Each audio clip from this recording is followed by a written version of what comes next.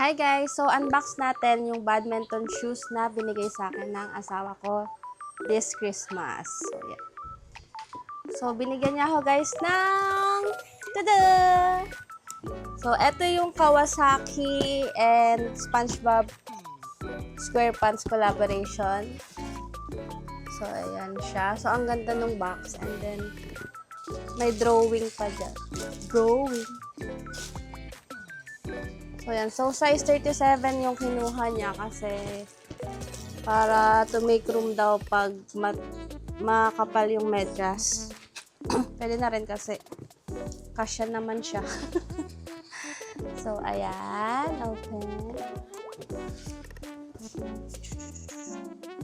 Nasuot ko na to guys ha. Binalik ko lang. So, ayan.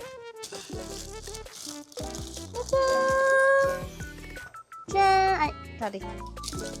Tadaan! So, yung collaboration ng Kawasaki with SpongeBob SquarePants, meron silang 3 variants ng shoes. Merong SpongeBob, which is yung yellow, and then merong Patrick Star, pink, and si Squidward. Parang blue and white siya. So, ang kinuha sa akin is si Patrick Star. Ayan siya, guys. Ay, nabaligtad pala. Ayan. Magkaiba pala. Ngayon ko lang napansin. Magkaiba pala yung sole nila. So, yung dito, nakatawa si Patrick. And then, dito sa other one, nakasmile lang siya. Tapos, yung tang ng shoes, guys, ganito pala siya. Ganyan. So, may Kawasaki lang na design. And, yung dito naman is my SquarePants. SpongeBob SquarePants. Ang cute. So, tapos may ganito pa siya. So, ayan. Pakita ko sa inyo, ha. Ayan. Very pangbata yung kulay. Pero, ang ganda niya. Malambot siya, guys, sa paa. Pero, napang ano ko na to, walk. Sa treadmill. Okay naman. Pero, ewan ko lang kapag naglaro na ako ng badminton.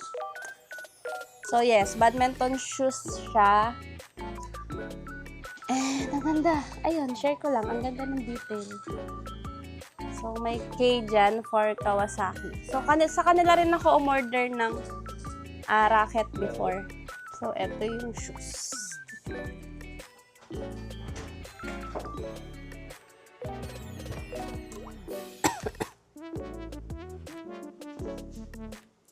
Combination siya ng pink,